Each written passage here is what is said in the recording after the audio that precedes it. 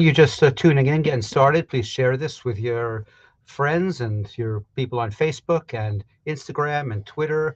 Use your laptops or computers or PCs, whatever you need to follow us with the Never Again live show brought to you by IsraelNow.ca.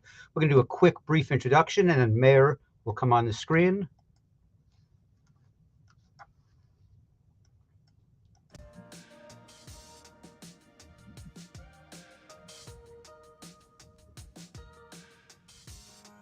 Give a couple of minutes to get on, so you're sharing. So we'll stick with this slide for a few minutes, then we'll do a countdown.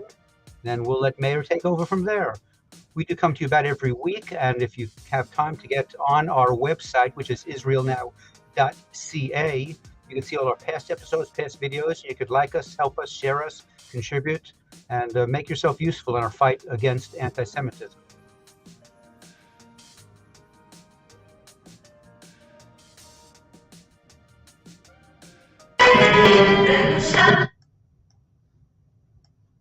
Let's try that again. A little technical difficulty, but we'll be back. Hold on. And here we go.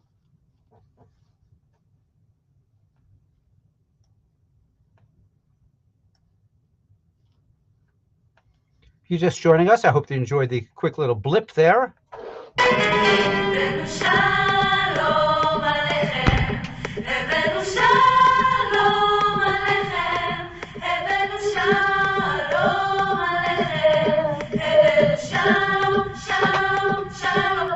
Was that quick enough countdown for you? I know sometimes we take a little long on that. So tonight we're going to move a lot around quickly because you have an important topic to discuss.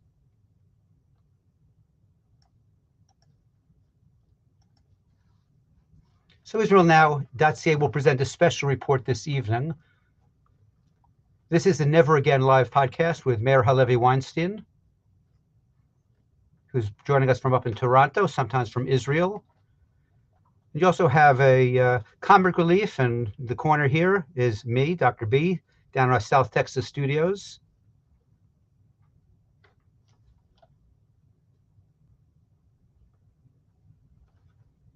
So today's topic is going to be relying on anti-Semites to combat racism. It sounds like an obvious thing to most people, but if it was that obvious, it wouldn't be happening time and time again, choosing anti-Semites to do programs, talks, lectures, teach our children about racism. Who do they think they're fooling when they're doing this?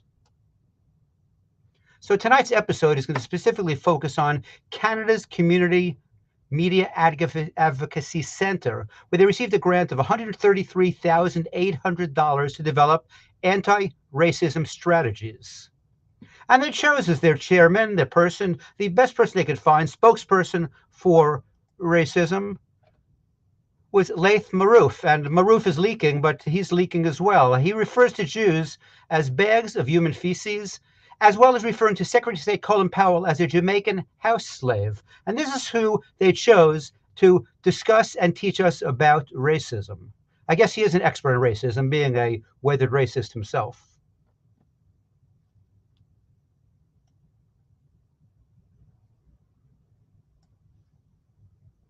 And of course, if that's not enough, adding insult to injury, we find this LAITH Marouf's wife, Gretchen King, together, not only the founders of the CMAC, which received this $133,000 grant, which they can spend when they're not at their other home, which is in Beirut, Lebanon.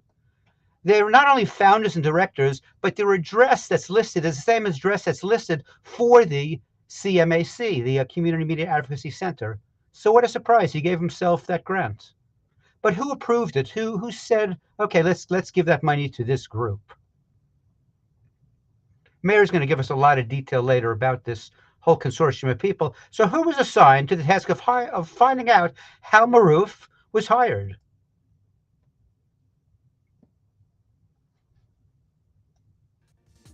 None other than Housing and Diversity Inclusion Minister, a Somali, and that's not the person who serves your wine at the restaurants. It's somebody from Somalia, Ahmed Hussein, who together with Marouf proudly announced the anti-racism program in the first place.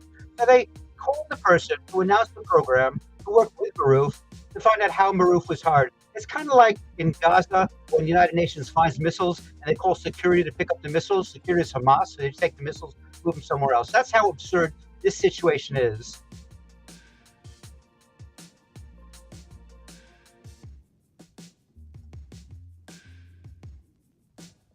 Another hot topic we don't have time to discuss tonight, but I hope everyone's aware of, and if you're not, another hot topic of the week involves CNN. Or just quickly to brief you all, I don't know if anybody had the opportunity to watch Rising Hate, Anti-Semitism America, brought to you by CNN. I watched it, so trust me, if you haven't seen it, please don't bother. Don't waste your time.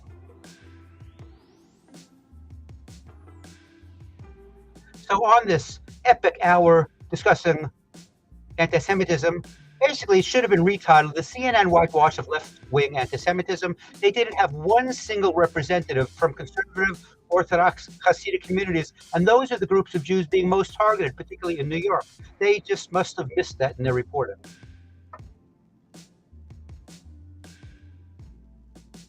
So what else did they forget out? Oh, they forgot to mention Ilhan Omar, Rashida Tlaib, and of course Louis Farrakhan were the perpetrators of the majority of shootings, stabbings, and other attacks that have become common in New York City, which, based on video surveillance, these certainly can't be labeled as white supremacists.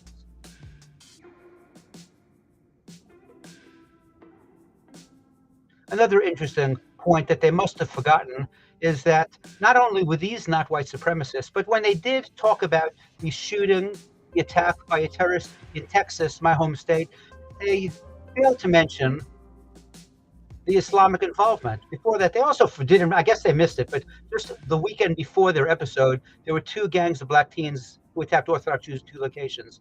When they did discuss the hostage crisis in Texas, they made no mention of the Islamo-fascist hateful beliefs that motivated the terrorists. That's all I'm going to say about this show. Please write to CNN, email them, text them, get on their Facebook, and tell them how displeased we are with this whitewashing of left-wing anti-Semitism.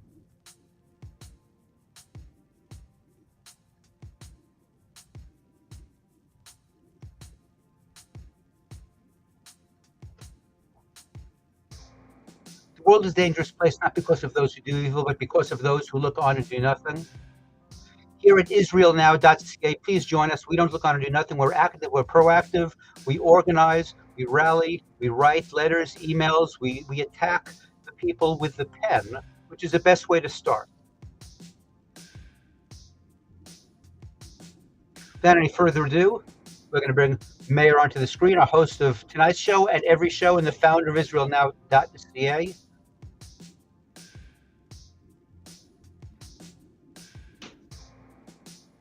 Meir, it's all you. Good evening, everyone. We're going to do the show a little bit different than previous shows. It's live right now, and I encourage everyone to share this on the various different platforms that you use on social media. But what we're going to do after the show is we're going to be editing it, getting it down nice and crisp. So this could be used as documents, information to go after these anti-Semites, and that's what they are. We're going to be talking about tonight LAITH Marouf and his organization CMAC, and how they were able to get funding from the Canadian government, the Liberal government of Canada, with the diversity minister, Hussein. Now, before I get into that, I just want to read a tweet from one of the statements made by LAITH Marouf. You'll see where I'm going with it.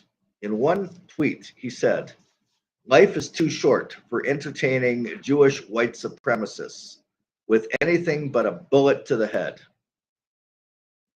Now, let me just go on about this Minister of Diversity. The Minister of Diversity, Ahmed Hussein, he was in a news release that went out in April, supporting the initiative by the government of Canada to actually fund this operation, the Community Media Advocacy Center, located in Montreal. We finally exposed it, and not only us, but there was a number of people on Twitter that I communicate with that had a lot to do with exposing this. It wasn't the major organizations that were behind the investigation, not at all. But we collaborated and we exposed this fully for at least over a week already, and it made it into the media, thank God. After the exposure of what a rabid anti-Semite LAITH Marouf is, the Minister of Diversity released a statement. So I'm going to read you the statement. You'll see the absurdity of this statement. Let me just get it. So it's all documented, everything that went on social media to expose LAITH Marouf. He's been doing it for years. And by the way, I've been aware of him for about 10 years already. He's a supporter of Hezbollah. He visits Lebanon regularly. I believe he's got a residence in Lebanon, him and his wife, Gretchen King. And anyone who does a little bit of basic homework will see exactly his support for Hezbollah, which is listed as a terrorist organization by the government of Canada, his repeated anti-Semitism, his calls for violence. So here's the statement after it was fully exposed by Ahmed Hussein.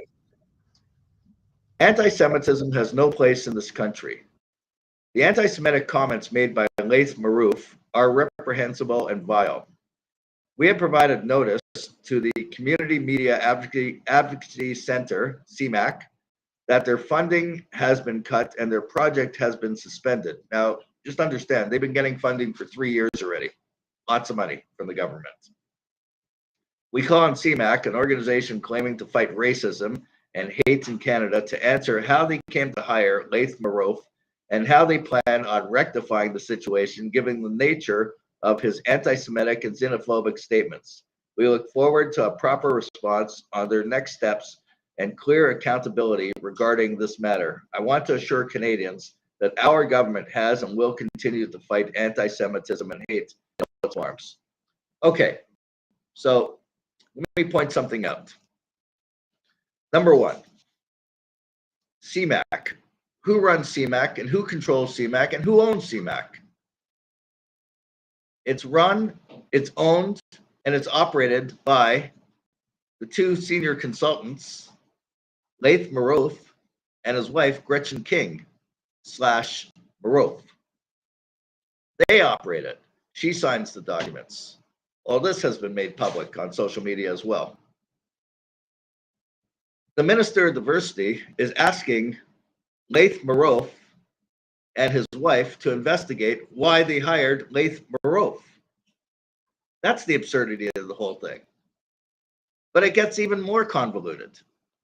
It gets more convoluted because I've been following the Minister of Diversity because I monitor many of the BDS organizations in Canada. I can't claim to investigate every single one because I'm not sure about every single one. Some could be very hidden.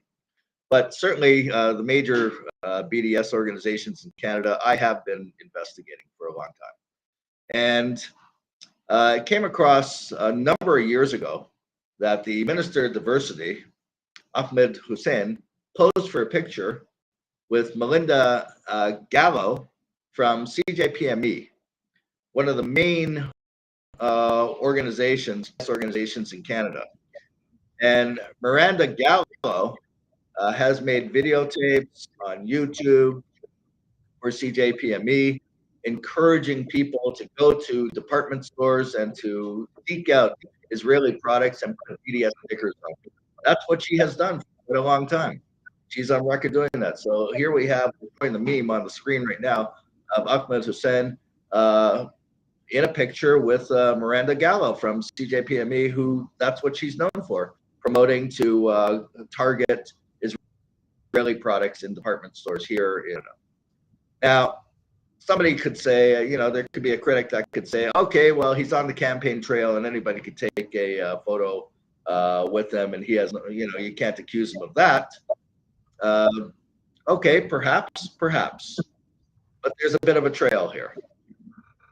Ahmed Hussein was at a Liberal Party barbecue with another member of Parliament who is very vicious against Israel, who actually heads a committee to bash Israel. He was at the barbecue and he was wearing a Palestinian scarf. Okay, that's what he was doing. He was wearing a Palestine scarf when he was there. The picture is there on the screen for everyone to see as well. That's what he did. Another issue that I take that I have a major problem with. Major problem is that there was an Al Jazeera journalist who was killed in Jenin. Now, the Israeli army or Israeli security forces entered into Jenin in pursuit of terrorists. Now, let me put a little bit of context to this. I was in Israel at the time. And prior to that, there were 4 major terrorist attacks that occurred. The first one was in Beersheba. The next one was in Hadera. The next one was in Tel Aviv. In fact, I visited the monument for the victims of the terrorist attack in Tel Aviv at the time, the next day. And the 4th major terrorist attack occurred in Elad, a town called Elad, which is not too far from Tel Aviv, in fact. And in Elad, this is what occurred. This is what occurred. You had Arabs from an Arab town, and I believe it was Jenin, in fact, that wanted to go into Israel to work construction. And these 2 Arabs had a regular contact that they would call a Jewish guy who lives in Elad, and they'd pay him a fee, sort of like a taxi fee, to transport them in. And the Jewish guy thinks he's doing a wonderful deed. You know, I'm making a few extra bucks being a driver. They're going to the construction site. They're making some money. Everybody's happy. What he didn't realize is that these 2 terrorists took out axes and hacked his body to death. Then they proceeded to hack other Jews to death in Elad. When these attacks occurred, these 4 attacks occurred in Israel, there were celebrations in Arab towns throughout Judea and Samaria, what they refer to as the West Bank. In Jenin, there were incredible celebrations going on with fireworks, giving out candies and sweets to people who were passing by. Masses of people celebrating the murder of Jews. The IDF, the Israeli security forces, had to do what they have to do. They have to pursue the terrorists, the operation, those behind it, those who are plotting more terrorist attacks. So they entered into Jenin. They entered into Jenin, and while there's a crossfire of bullets flying both ways, there's a journalist from Al Jazeera that gets killed in the crossfire. Ahmed Hussein calls for an independent, he was outraged. He's calling for an independent investigation. In other words, he doesn't trust an Israeli investigation. Now, again, I was there. I saw the celebrations, the viciousness going on, the vile anti-Semitism going on, and the calls for murder of Jews. And there was no outrage from Minister of Diversity Ahmed Hussein when Jewish blood was happening. Nothing. But the BDS was making noise and everybody was calling for, and then we can't trust the Israeli investigators. The Palestinian Authority, they were right on top of that saying, no, they're not going to share the bullet with the Israeli government. They don't trust the Israelis, all that. Nobody cared that Jews were being killed. 2,600 journalists were murdered, were killed in the line of reporting in conflict zones, in war zones, in the past, I believe, 20 years, something like that. It could be 30 years even, 2,600. 2,600, that's not a small number. There is all for any independent investigation. There is no holding to account any country in that. Only Israel has the double standards applied to that. And what that means with that double standard is that that is blatant anti-Semitism.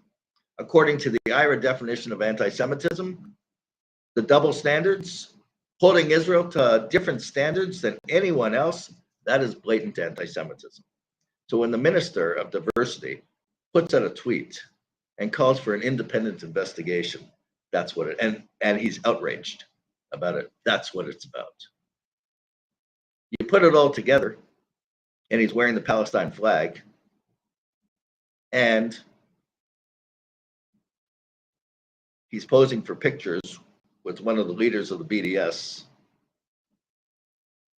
and he's so happy in April to provide funding for CMAC and their work they're doing under the guise of anti-racism. It's an outrage. Now, there's more.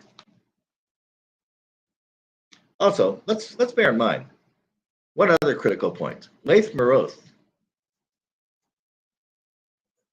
doesn't just use the word Zionist. That's what they try to hide behind. No, we're only targeting Zionists. He uses the word Jews. And by the way, there are others that stand in full support of LAITH Marouf. Food vendors of insignificant memory. Food vendors is posting on social media that they have to support LAITH Marouf. Sure. Okay, so there's more. And a basic search, a basic Google search, like when you're hiring anyone for a job, would show who LAITH Marouf is and who his wife Gretchen King is.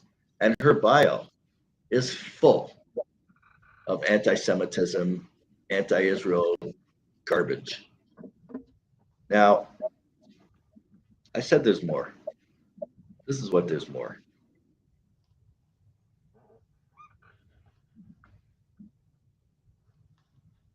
There's an organization that's helping to facilitate speaking tour for LAITH Marouf. It's called Anti-Racism Media. And they were helping with a cross-country tour of LAITH Marouf and CMAC. Same thing, interchangeable. CMAC, LAITH Marouf, Gretchen King, same thing, same people.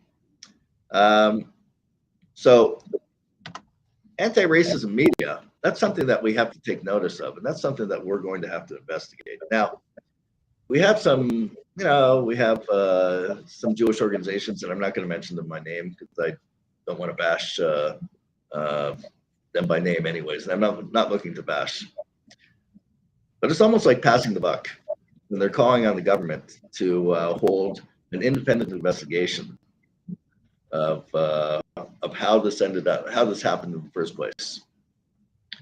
I'm not interested in that because I don't trust the government with an independent investigation because of what happened with this scandal, because of the associations of Minister of Diversity, and it's been going on, and he just got caught. And it ends up also that a Jewish member of parliament who's in Montreal, Anthony Housesetter, he's on record saying that he was telling, before this blew up in the media, that he was telling Ahmed Hussein all about it, and that you got to take action now. But the minister waited. So, and he waited because he's on friendly terms with these kinds of people. So, number one, the minister should be fired. That's number one. Number two, we need government funding for us to have our own independent investigation. Now, I have the connections and I know the people on social media that will work hard at this. What we need to do is to fully investigate the anti-racism media. Who's behind it? What the connections are? Who's with it? Now, we know quite a bit about it. Let me get some information about that. I'll just get it. Let me just pull it up. Just bear with me.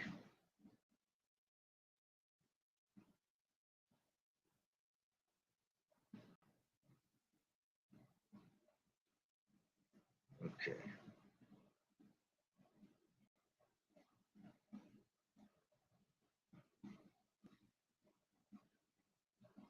So who follows anti-racism media? I'll just give you a short example. Canadian Association of Journalists, Telefilm Canada, Desmond Cole follows them.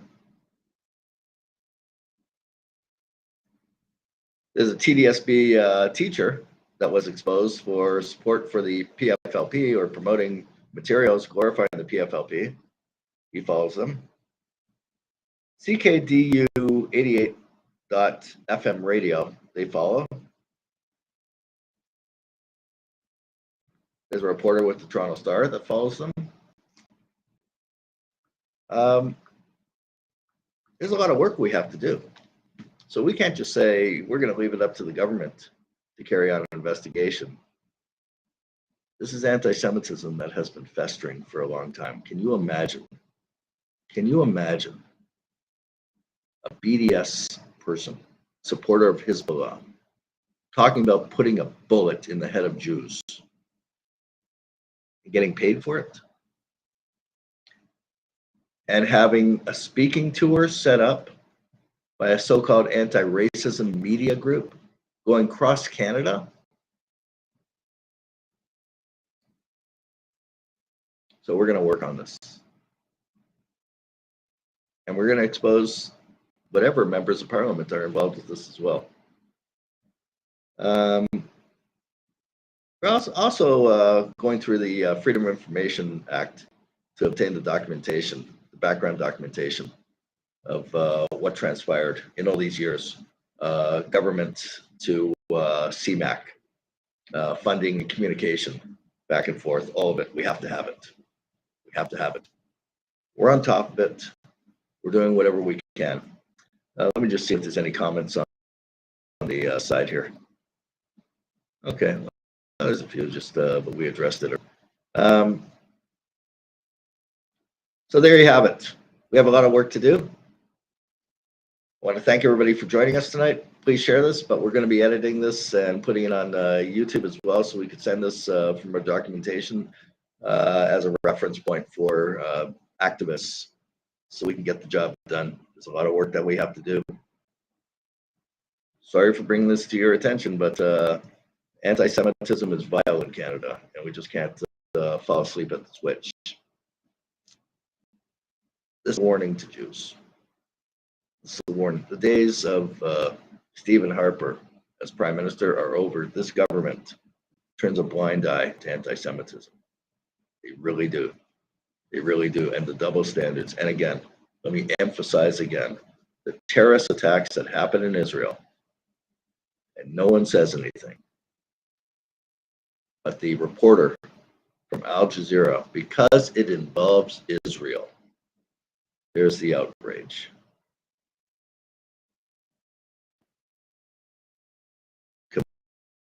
In this regard, there are 2,600 journalists holding it to a different standard. Complete anti-Semitism. We're working hard. We're getting the job done. On a brighter note, Israel's to develop oil, gas rather, in the Mediterranean, the Kerry field should be operational. They'll be sending gas to Europe. It's a major development for Israel. Israel is on the verge of becoming a major superpower in the Middle East. Great for us. We'll see what this does once the gas starts flowing into Europe. I believe that Europeans are going to start really turning against the BDS in a big way, because they just want to have their homes warm, and that's what they'll do. People just most people have a me attitude. That's exactly what it will be. But good for Israel. Israel's a success. Israel is a diamond in the Middle East. So look, we're working hard. I want to encourage everyone, support Israel now. Go to our website, make a donation, or also send us an email that you want to get involved. You want to help out with investigations of these various organizations. We've been doing a lot of work for quite some time. One more point that I want to bring up. It's important. We've been working for a while Israel Now to expose the Muslim Association of Canada conference that took place on the July 1st weekend. And what we did, we exposed a lot of the speakers who were, and some in fact support terrorism. So we exposed that. We were just reporting exactly what they said, word for word. And after the event that they had for that weekend, Muslim Association put out a statement condemning our efforts, calling it Islamophobic. The next week, there was a gathering organized by the Muslim Association of Canada at Nathan Phillips Square, City Hall, Toronto, downtown Toronto. And one of the speakers, actually the main speaker for the event, he was also a speaker at the conference. He had a record saying that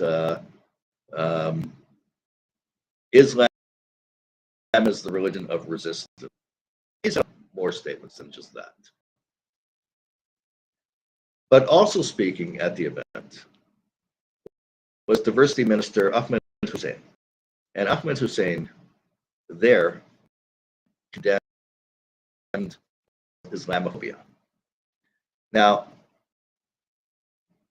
I want some clarification.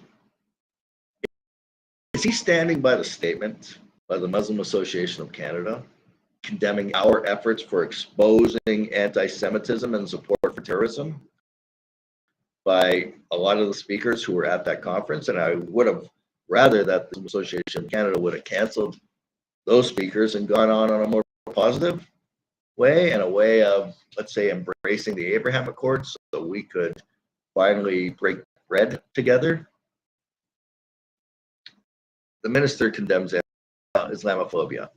Was agreeing with the statement from the Muslim Association of Canada.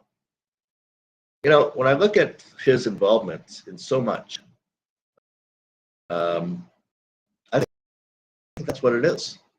Or that's another reason for an independent grassroots investigation of what's going on here. And I don't think he's suitable for his position. Please get involved with Israel Now. Go to our website, israelnow.ca. Make a donation. Also send us an email. Get involved with us. I want to thank everybody for joining us tonight. Thank you very much. Again, we're going to be editing this and putting it up on YouTube.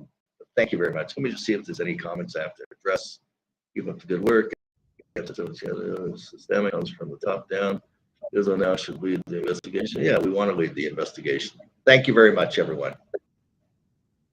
So while we're tuning on down before we play Hatikva, you know, and if anybody is kind of getting bored, doesn't want to, you know, listen anymore, that's fine. Watch our YouTube video. But I thought some of the, you know, some people make anti-Semitic comments that not that can be justified, but context. And Steve Ellis, the attorney, is saying, oh, we're just taking it out of context. So I want to put on the screen just one final time the actual things that this Marouf has said. I mean, there's no way one could say this is being taken out of context. I mean, you know, he goes on and says, this is, again, this isn't something hearsay. This is he put on his Twitter account. Let me be very clear here. I don't give a rat's ass about the feelings of Jews, Zionists or not, okay, when it comes to liberation. He refers to Jews as those loud-mouthed bags of human feces, white supremacists. When we liberate Palestine and they have to go back to where they came from, they will return to being low-voiced bitches of their Christian, secular, white supremacist masters. So I'd like Steve Ellis to explain to us how he's claiming that we're taking this out of context. The LAITH, he went to the Vietnam Memorial where he tweeted, wishing it was much bigger with the names of a few million dead American soldiers. He went to the Lincoln Memorial and gave him the finger to tell Lincoln what he thinks about his memorial. I mean, these aren't things taken out of context. These are things in context. When he goes and says, I don't like to use vulgarity. Well, that's, you don't? Well, then why are you using it? But he says that he doesn't think there are none on this earth more cunty than Zionists. Now, but yet he doesn't like to use vulgarity. All the tears about the Holocaust, and not because it was a genocide, which it was, but because its victims were Europeans. Well, sorry, we were not Europeans originally. We were thrown out, and we became Europeans before we took our homeland back. And again, as we mentioned earlier, he refers to Colin Powell, a black man who is the government appointed official. He says that the Jamaican house slave of the empire who extinguished the lives of millions of people with his lies died a painful death, unable to breathe. So, and then in comments to the gentleman who was speaking about, who's supposed to figure out who did this, right? How did they get hired? Then we have Hillel Neuer, who's the executive director of United Nations Watch, an international lawyer, a human rights activist. And he says, and I quote, "You're taking us for fools. You're calling on CMAC to answer how they came to hire Marouf. Are you not aware that he and his wife, Gretchen King, are CMAC? That they and CMAC share the same address?" Again, I don't want people to think we're making this stuff up. You can't make this stuff up. We're not clever enough to make this stuff up. My last comment again, now we have the four musketeers together. There they are. And once again, Steve Ellis is saying that, oh, we're just taking out of context. These people are anti-Semites. So, Mayor, I'll give you the last word, then I'll put Hatikva on, okay?